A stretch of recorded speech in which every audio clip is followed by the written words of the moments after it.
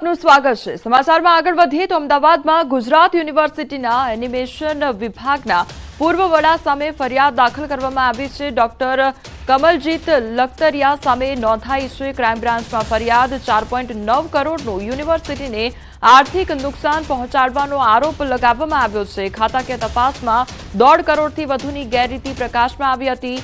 Doctor લખતરિયાએ 1.15 crore સંબંધીઓના ખાતામાં transfer કરાવ્યા હતા। તે અંગેનો ફરિયાદ જે છે તે દાખલ કરવામાં આવી છે।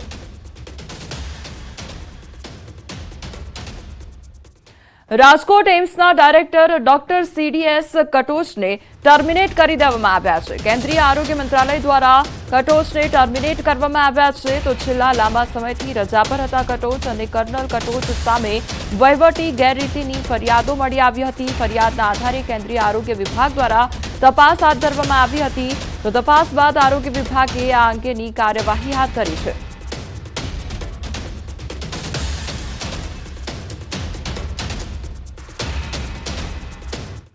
ખેડાના રામોલ ગામમાં શાળામાં વિદ્યાર્થીઓને સમય કરતા વહેલા છોડી મુકાતા વિવાદ સર્જાયો છે અને શાળામાં કુલ આચાર્ય સાથે 8 જેટલા શિક્ષક ફરજ બજાવે છે। 9 થી 12 ધોરણની આ હાઈસ્કૂલમાં 6 જેટલા વર્ગો આવેલા છે। શિક્ષણ વિભાગ અનુસાર શાળાનો સમય પણ બપોરનો એટલે કે 10:30 થી 5 વાગ્યાનો હતો, પરંતુ આચાર્ય દ્વારા શાળાનો સમય સવારે 7:30 થી 12:30 વાગ્યાનો રાખવામાં આવ્યો હતો।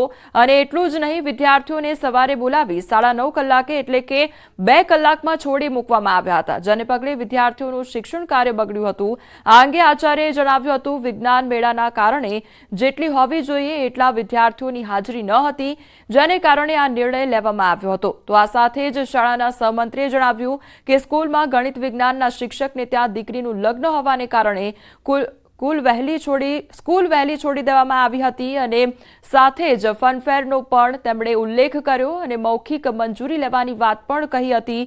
તો આ તરફ ડીઈઓએ જણાવ્યું હતું કે વિદ્યાર્થીઓને વહેલા છોડવા અંગે કોઈ મંજૂરી લેવામાં આવી નથી। સમગ્ર મામલે જાણ થઈ છે અને આ અંગે આચાર્ય પાસે ખુલાસો માંગવામાં આવ્યો છે। સંતોષકારક ખુલાસો નહીં જણાય તો કડક કાર્યવાહી પણ કરવામાં આવશે। ત્યારે હવે સમગ્ર મામલે કેટલી કડક કાર્યવાહી કરવામાં આવે છે તે પણ જોવાનું રહેશે। મારી જોડે શાળામાં 371 વિદ્યાર્થીઓ નથી, પરંતુ 570 એનીથી પણ ઉપર નાના બાળકો 1 થી 12 સાથેના બાળકો મારી સાથે સંકળાયેલા છે। આ બાળકોનું ભવિષ્ય લઈને બેઠો છું। અવારનવાર મંડળના સૂચન મને મળતા રહે છે અને એ સૂચન અનુસાર હું કોઈ પણ ડિસિઝન લઉં છું અને આ ત્વરિત ડિસિઝન લેવા પડે એવું હતું એના આધારે લીધેલ છે। લોકલ લેવલે તો આપણે મૌખિક મંજૂરી માગેલી હતી। લોકલ વિજ્ઞાન મેળો પણ હતો, એના કારણે સવારમાં સ્કૂલ કરેલી। ગણિત વિજ્ઞાન શિક્ષક દશરથભાઈ સોઢા પરમારને ત્યાં લગ્ન હતા અને આ બંને સાથે થાય અને બાળકોનું શિક્ષણ ના બગડે એટલા માટે સવારની સ્કૂલ કરેલી। ખેડા જિલ્લાના શિક્ષણ વિભાગની ફરી એકવાર લાલિયાવાડી સામે આવી છે। ખેડાના વસોદ તાલુકાના રામોલમાં આવેલી જે હાઈસ્કૂલ છે તે હાઈસ્કૂલનો સમય સવારે 7:30 થી બપોરે 12:30 હોવા છતાં આચાર્ય દ્વારા 9:30 આ શાળાને છોડી દેવામાં આવી હતી। મારી પાછળ તમે જે દ્રશ્યો જોઈ રહ્યા છો, રામોલની આ હાઈસ્કૂલ છે, જે અંબાલાલ બાવાજી હાઈસ્કૂલ છે। આ હાઈસ્કૂલની અંદર રોજ સવારે 7:30 થી 12:30 સુધી વિદ્યાર્થીઓને અભ્યાસ માટેનો સમય હોય છે, પરંતુ ક્યાંક આચાર્યને કોઈ પ્રસંગ કે અન્ય કોઈ જગ્યાએ જવાનું, તેથી 9:30 આ શાળા છોડી દીધી હોય તેવું ગ્રામ લોકો જણાવી રહ્યા છે। મહત્વની વાત કરવામાં આવે તો અગાઉ પણ શિક્ષણ વિભાગના હાઈસ્કૂલ જે છે, જે માધ્યમિક અને ઉચ્ચતર માધ્યમિક જે શાળા છે તે વારંવાર વિવાદમાં આવતી હોય છે। થોડા સમય અગાઉ કપડવનની એક શાળાની અંદર આચાર્ય ખુદ શાળામાં આચાર્ય હોવા છતાં પોતે પ્રાઇવેટ ટ્યુશન ક્લાસીસ પણ ચલાવતા તેવી પણ ઘટના સામે આવી હતી। ત્યારે ફરી એકવાર આ રામોલની અંદર આ આચાર્યની બેદરકારી સામે આવી છે। જિલ્લા શિક્ષણ વિભાગ કોઈ પણ પ્રકારની કામગીરી ન કરતું હોય તે આ ચિત્રો પરથી સ્પષ્ટ થઈ રહ્યું છે। ઉમંગ પટેલ, ન્યૂઝ 18 ગુજરાતી, રામોલ, ખેડા। રામોલની સ્કૂલની અંદર શાળાના સમયમાં જે ફેરફાર કરવામાં આવ્યો છે તે અંગે અમારા દ્વારા કોઈ પણ મંજૂરી આપવામાં આવેલ નથી। શાળાના આચાર્ય સાથે ટેલિફોનિક હમણાં ચર્ચા કરી અને લિખિતમાં ખુલાસા સાથે રૂબરૂમાં ઉપસ્થિત રહેવા જણાવેલું છે। એમના ખુલાસાને ધ્યાને લેવામાં આવશે। જો ખુલાસાની અંદર સંતોષકારક ખુલાસો નહીં જણાય તો પછી જવાબદાર સામે એટલે કે શાળાના આચાર્યની જવાબદારી બનતી હશે તો આચાર્ય સહિત અને સંસ્થાની જવાબદારી હશે તો સંસ્થા સામે નિયમાનુસાર શિક્ષાત્મક કાર્યવાહી કરવામાં આવશે। આગામી દિવસોમાં વડોદરા મનપા દ્વારા બજેટ બહાર પાડવામાં આવશે અને ત્યારે આ વર્ષે મનપા દ્વારા નવી જ પહેલ શરૂ કરવામાં આવી છે। શહેરના નાગરિકો મનપાએ જાહેર કરેલા મેલ આઈડી પર 26 જાન્યુઆરી સુધી બજેટ અંગે સૂચનો મોકલી શકશે। આ જાહેરાતની સાથે જ વિવાદનો મતપૂડો છેડાયો છે। મનપાની જાહેરાત અંગે કોંગ્રેસ નેતા અમીબેન રાવતે કહ્યું છે કે સ્માર્ટ સિટીના કામો વખતે 2 લાખ લોકોના અભિપ્રાય લીધા હતા, તેમાંથી એક પણ કામ કર્યું નથી। આ વખતના સૂચનો પણ નિરર્થક ન રહે તે જોવું ખૂબ જ જરૂરી છે। સામાન્ય જનતાની સમસ્યાનો ઉકેલ આવે તે જરૂરી છે। તો અંગે સ્થાનિકોએ પણ સમસ્યાનો ઉકેલ ન આવતો હોવાનું જણાવ્યું હતું અને આ પહેલને ચૂંટણીલક્ષી ગતકડું ગણાવ્યું હતું। વડોદરા મનપા દ્વારા દર વર્ષે 4 થી 5 હજાર કરોડનું બજેટ બહાર પાડવામાં આવે છે અને જેમાંથી 1500 કરોડ રૂપિયાના કામો થાય છે। ત્યારે હવે નાગરિકોના સૂચનોને કેટલે અંશે ધ્યાનમાં લેવામાં આવે છે તે જોવાનું રહેશે। તમામ સામાન્ય નાગરિકો કે જે ગમે તે વર્ગમાંથી આવતા હોય પોતાના સૂચનો 26મી જાન્યુઆરી સુધી vmc2526@vmc.gov.in મેલ ઉપર પોતાના સૂચનો મોકલી શકશે। આશય છે કે બજેટમાં સામાન્ય જનની સહભાગિતા વધે, સાચા અર્થમાં વડોદરા કોર્પોરેશન સુશાસન અને વિકાસ સ્થાપી શકે। પાર્ટિસિપેશનનો પ્રોસેસ હોવો જોઈએ, પણ પહેલાં તો જે મોરચા લઈને આવે છે, જે લોકો ફરિયાદો કરે છે, અવારનવાર ગંદા પાણીની ફરિયાદ વિસ્તારોમાં, જે વિસ્તારોમાં ડ્રેનેજ ચોકઅપની ફરિયાદ હોય, વિશ્વામિત્રી નદીમાં એન્ક્રોચમેન્ટ્સની ફરિયાદો, લોકોએ આંદોલનો કર્યા છે અને જો એ આંદોલનોના પ્રશ્નોનો બી નિવારણ લાવે અને આ બજેટમાં એમને કન્સિડર કરે। આગામી દિવસોમાં ચૂંટણીઓ આવી રહી છે, એના કારણે સૂચનો મંગાઈ રહ્યા છે, યા તો જનતાને ગુમરાહ કરવા સૂચનો મંગાઈ રહ્યા છે। ક્યાંક એવું લાગી રહ્યું છે કે વડોદરા શહેરના જનતાના જે પ્રાથમિક સુવિધાના પ્રશ્નો છે એ આપવામાં નિષ્ફળ નીવડેલું તંત્ર સૂચનો મંગાવીને હાશકારો અનુભવી રહ્યું છે। ગોધરાના સેગવાથી વાસિયા ગામને જોડતા આંતરિક માર્ગ પર આવેલા કોઝવે પરથી વાહન ચાલકો જોખમી રીતે પસાર થવા માટે મજબૂર બન્યા છે। કોતરો પરના કોઝવેમાં ચોમાસામાં ગાબડા પડતા સમારકામ યોગ્ય રીતે ન થતા વાહન ચાલકોને ભારે હાલાકી વેઠવાનો વારો આવ્યો છે। આ તરફ વાહન ચાલકો માટે કોઝવેની બંને તરફ આડાશ સ્પીડ બ્રેકર કે સૂચિત બોર્ડ પણ નથી મૂકવામાં આવ્યા અને કોઈ મોટી દુર્ઘટના ન સર્જાય તે માટે સ્પીડ બ્રેકર કે સમારકામ કરવા માંગ કરવામાં આવી છે। તો લાખોના ખર્ચે 6 માસ અગાઉ કરાયેલા રીસર્ફેસિંગ કરેલા માર્ગ પર અનેક સ્થળોએ સાઇડ શોલ્ડરમાં મસમોટા ગાબડા પણ જોવા મળી રહ્યા છે। સેગવા અને વાસિયાને જોડતા કોઝવે બોધેલી તળાવથી આવતો રસ્તો, તો રોડની આજુબાજુમાં જે સૂચિત બોર્ડો મૂકવા જોઈએ એ બોર્ડ પણ નથી અને આ જે સાઈડોના 2 રસ્તા પાકા બનાવી અને કોન્ટ્રાક્ટરો ગતા રહ્યા છે અને આ નાળાનું કામ કરેલ નથી। તો અહીંયા ઘણી વખત આવતા જતા રાત્રિ દરમિયાન લોકોને કોઈ પણ બોર્ડ નહીં હોવાથી આ પાણીની અંદર ગરકાવ થઈ જતા હોય છે। સેગવા વતને જે નાળું બનેલું છે તે જર્જરિત હાલતમાં છે, તૂટી ગયેલું છે। કોઈ લોકોની અવરજવરનો કોઈ પડી જાય, તૂટી જાય, અંદર પાણીમાં પડી જાય અને ટર્નિંગમાં આ નાળું મૂકેલું છે। કોઈ સૂચક બોર્ડ પણ અંદર આજુબાજુ સામે કે પાછળ મૂકેલ નથી, એ થવું જોઈએ। હવે રસ્તો તો નવો છે પણ વચ્ચે જે આ કોઝવે છે નાળું, હવે બંને બાજુ કોઈ પથ્થર સાઈડમાં નથી, રોડની બંને સાઈડે કોઈ સ્પીડ બ્રેકર નથી। હવે એની જોડે જોડે આ નાળું એવું છે કે ખૂબ ખાડા અંદર પડી ગયા, વચ્ચે પણ અહીંયાથી ખાલી માટી નાખી કપચી નાખીને પૂરેલું છે।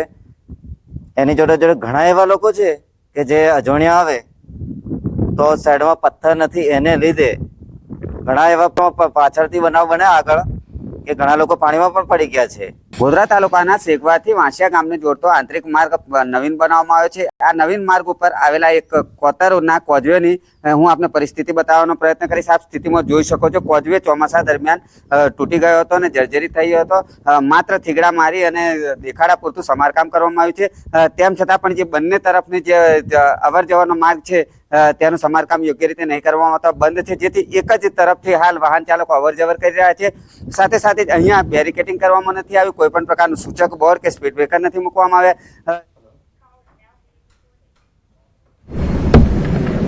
કેન્દ્રીય પંચાયત રાજ મંત્રાલય તથા રાજ્ય સરકારના સંયુક્ત ઉપક્રમે આયોજિત સ્વામિત્વ યોજનાના લાભાર્થીઓના કાર્ડ વિતરણ કાર્યક્રમમાં આપણી સૌની સાથે થોડી જ વખતમાં આપણા વડાપ્રધાન શ્રી વર્ચ્યુઅલ માધ્યમથી જોડાવાના છે. આપણને એમનું માર્ગદર્શન મળવાનું છે. પણ આપણી સૌની સાથે મંચ ઉપર ઉપસ્થિત રાજ્યના સન્માનીય રાજ્યપાલ મહોદય શ્રી આચાર્ય દેવવ્રતજી, ભારતીય જનતા પાર્ટીના યશસ્વી અધ્યક્ષ અને કેન્દ્રીય મંત્રી શ્રી જેપી નડ્ડાજી, મેયર શ્રીમતી પ્રતિભાબેન જૈન, સાંસદ શ્રી હર્ષભાઈ પટેલ, શ્રી દિનેશભાઈ મકવાણા, રાજ્યસભાના સાંસદ શ્રી નરહરિભાઈ અમીર, મારા સાથી ધારાસભ્ય અને શહેરના અધ્યક્ષ શ્રી અમિતભાઈ શાહ, ધારાસભ્ય શ્રી જીતેન્દ્રભાઈ પટેલ, શ્રી હર્ષદભાઈ પટેલ, શ્રી બાબુસિંહ જાદવ, શ્રી હસમુખભાઈ પટેલ, શ્રી કૌશિકભાઈ જૈન, જિલ્લાના અધ્યક્ષ શ્રી હર્ષદગીરી ગોસાઈ, અધિક મુખ્ય સચિવ શ્રીમતી જયંતિ રવિજી, સૌ સચિવશ્રીઓ, કલેક્ટરશ્રી, ડીડીઓશ્રી, ચૂંટાયેલા જનપ્રતિનિધિ, સંગઠનના પદાધિકારી, વર્ચ્યુઅલ માધ્યમથી જોડાયેલા મારા સાથી મંત્રીશ્રીઓ, સાંસદશ્રીઓ, ધારાસભ્યશ્રીઓ, સૌ લાભાર્થીઓ, પ્રેસ મીડિયાના મિત્રો, સૌને મારા નમસ્કાર. વિશ્વના સર્વાધિક લોકપ્રિય નેતા અને યશસ્વી વડાપ્રધાન શ્રી નરેન્દ્રભાઈ મોદીએ હર હંમેશ ગરીબ અને ગ્રામીણ લોકોના કલ્યાણની અને એમના હિતની ચિંતા કરી છે. તેમના નેતૃત્વમાં સરકારની તમામ યોજનાઓમાં ગરીબ, ગ્રામીણ, વંચિત અને છેવાડાનો માનવી કેન્દ્ર સ્થાને હોય છે. આપણે વર્ષોથી સાંભળતા આવ્યા છે કે ભારતનો આત્મા ગામડાઓમાં વસેલો છે. ગામડાઓમાં ખાસ તો જમીન મિલકતના વિવાદો, ઝઘડાઓથી સમરસતાનું વાતાવરણ અત્યાર સુધી દોહરાતું હતું. આદરણીય શ્રી નરેન્દ્રભાઈ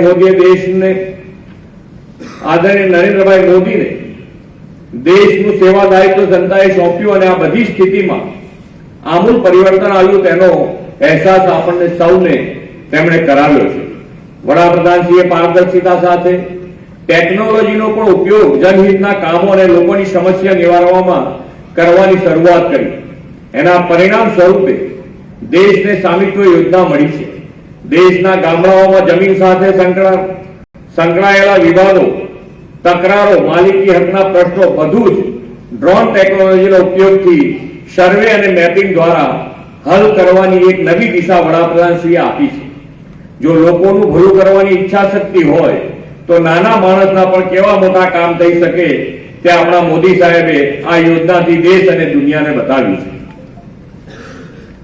આજે એક જ દિવસમાં ગુજરાતના 415 ગામોના 64,000થી વધુ પ્રોપર્ટી કાર્ડ સ્વામિત્વનું વડાપ્રધાનશ્રીની વર્ચ્યુઅલ ઉપસ્થિતિમાં થવાનું છે.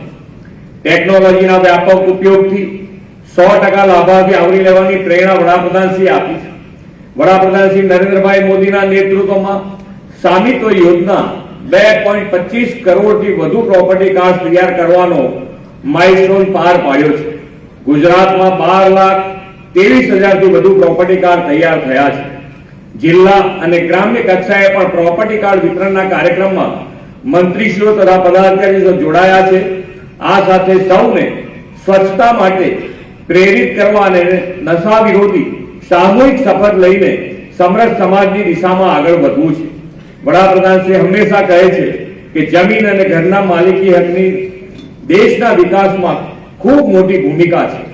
સંપત્તિનો રેકોર્ડ હોય ત્યારે સંપત્તિ પર અધિકાર મળે અને નાગરિકનું જીવન અને સંપત્તિ પણ સુરક્ષિત રહે. એ રીતે ગરીબોની સુરક્ષા, ગામની અર્થવ્યવસ્થા અને ગામમાં આયોજનબદ્ધ વિકાસની આ યોજના છે. ગામડાના લોકોને કોઈ પણ વિવાદ વગર મિલકત ખરીદવાનો અને વેચવા માટેનો સરળ માર્ગ આ પ્રોપર્ટી કાર્ડ છે. પ્રોપર્ટી કાર્ડ મળ્યા પછી લોકોને પોતાના ઘર ઉપર કબજો થઈ જવાની કોઈ આશંકા રહેતી નથી. તે આવી શંકાથી મુક્ત થાય છે અને પોતાનો અધિકાર દર્શાવી શકે છે. ડ્રોન જેવી નવી ટેકનોલોજીની મદદથી જે પ્રકારે મેપિંગ અને સર્વે કરવામાં આવ્યા છે તેના કારણે દરેક ગામમાં નિશ્ચિત લેન્ડ રેકોર્ડ પણ બની શકશે. સ્વામિત્વ યોજના ગ્રામીણ ભારત માટે ગેમ ચેન્જર સાબિત થઈ છે. ડ્રોન અને જીઆઈએસ ટેકનોલોજીનો ઉપયોગ કરીને ગ્રામીણ વિસ્તારમાં મિલકત માલિકોને અધિકારનો રેકોર્ડ આનાથી મળતો થયો છે. આ યોજનાએ મિલકતના માલિકોને સશક્ત બનાવવાની સાથે સાથે ગ્રામીણ ભારતમાં વધુ સારા ઇન્ફ્રાસ્ટ્રક્ચર પ્લાનિંગ, નાણાકીય સ્થિરતા અને ટકાઉ વિકાસને પણ વધુ સુદૃઢ કર્યો છે. વડાપ્રધાનશ્રીની પ્રેરણાથી શરૂ થયેલી આ યોજનાનો વિશેષ ફાયદો દેશભરના ગ્રામીણ વિસ્તાર અને ગરીબોને થયો છે. સચોટ પ્રોપર્ટી મેપિંગથી મિલકતના વિવાદમાં નોંધપાત્ર ઘટાડો થયો છે. એટલું જ નહીં, મિલકતોની કાનૂની માલિકીથી મહિલાઓને ઉન્નત નાણાકીય અને સામાજિક સુરક્ષા આપવાનું મહિલા સશક્તિકરણનું વડાપ્રધાનશ્રીનું વિઝન પણ સાકાર થયું છે. મોદી સાહેબે 2047માં વિકસિત ભારતનો સંકલ્પ કર્યો છે. એમાં આપણે સમાજના દરેક વર્ગને ઇઝ ઓફ લિવિંગ પૂરું પાડીને ગુજરાતના વિકાસથી ભારતના વિકાસનો સંકલ્પ રાખ્યો છે. આજે મળેલા પ્રોપર્ટી કાર્ડથી ગરીબ ગ્રામીણ નાગરિકોને સાચું સ્વામિત્વ અને આત્મનિર્ભરતા મળશે એવા વિશ્વાસ સાથે વિરમું છું. ભારત માતા કી જય. વંદે માતરમ. જય જય ગરવી ગુજરાત. ખૂબ ખૂબ આભાર માનનીય મુખ્યમંત્રી શ્રી, આપના પ્રેરણાદાયી ઉદબોધન માટે. દેશનો પ્રત્યેક નાગરિક સ્વસ્થ રહે અને નાગરિકોને અદ્યતન સ્વાસ્થ્ય સેવાઓ ઘર આંગણે કિફાયતી દરે મળે એ માટે ભારત સરકાર કટિબદ્ધ છે. આજના કાર્યક્રમમાં આપણા માટે વિશેષ ગૌરવની વાત છે કે ભારત સરકારના માનનીય केंद्रीय आरोग्य मंत्री श्री जेपी नड्डा जी उपस्थित है. सादर अनुरोध करते हैं मान्यवर आपसे आपके प्रेरणादायी उद्बोधन के लिए. माननीय केंद्रीय स्वास्थ्य मंत्री श्रीमान डॉक्टर जेपी नड्डा जी.